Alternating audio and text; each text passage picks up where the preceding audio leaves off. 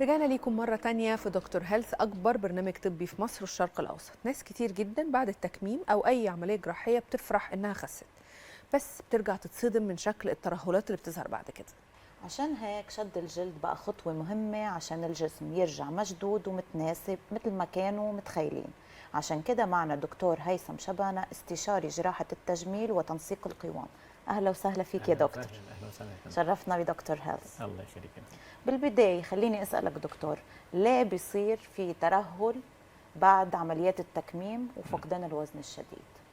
هو اللي بيحصل بعد عمليه التكميم وفقدان الوزن بيبقى فيه تكسير لبروتينات مهمه جدا موجوده في الجلد زي الكولاجين والالاستين اللي بتبقى مسؤوله عن مرونه الجلد، فبالتالي الجلد بيفقد المرونه وبيحصل التهدل او الترهل اللي بيحصل.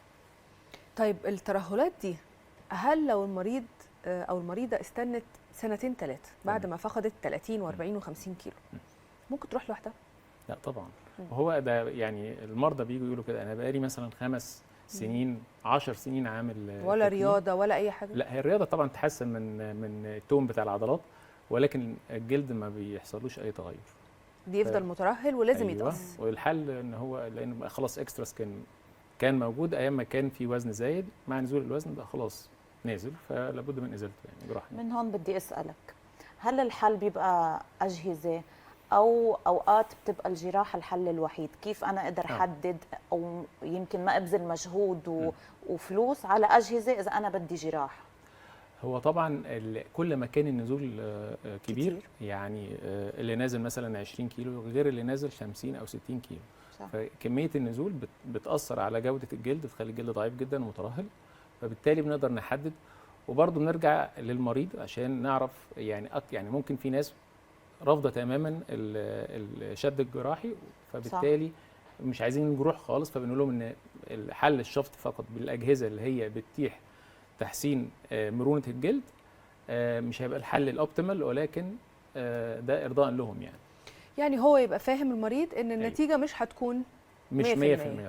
تمام. طيب في اجهزه معينه ممكن تعمل الكلام ده؟ طبعا. يعني الاجهزه اللي هي احدث، اللي هي ليتست تكنولوجي، اللي هو الرينوفيان، اللي هو الجي بلازما اعتمادا على راديو فريكونسي ويفز، والجي الهيليوم بلازما عشان يشد الجلد. برضو الفيزر دوره الاساسي في شفط الدهون، وكمان مع الحراره بتطلع من البروب ممكن تحسن شويه من الجلد. طيب للناس اللي عندهم ترهلات زياده جدا، يعني مفيش حل غير الجراحه خلاص، هل العلم تطور بقى فيه مثلا حلول ان الجروح دي ما تبانش؟ يعني في اي حل خلاص هو لازم يعمل جراحه؟ ايه الحل؟ هي بقى المشكله الاساسيه في الجرح. طبعا هو يعني الكلام كتير جدا في موضوع الوند مانجمنت. هو طبعا النصيحه ان بعد اجراء العمليه، هي العمليه الجروح بتاعتها في اماكن معروف مختفيه جدا، عشان يعني مثلا الشد الحزامي، الشد الدراع او شد الافخاذ في المنطقه الداخليه، فدايما بنختار الاماكن اللي بيبقى فيها الجرح.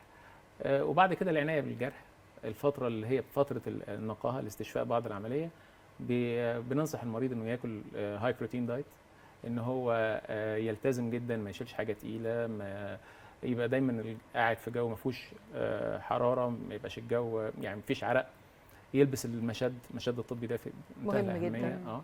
والعنايه بقى، وبعد كده يحط الكريمات اللي هي مخصوصه للجروح بتاعه عمليه التجميل والليزرز. ايوه طبعا. شكرا دكتور هيثم، شرفنا بدكتور هيلث. ميرسي جدا، شكرا.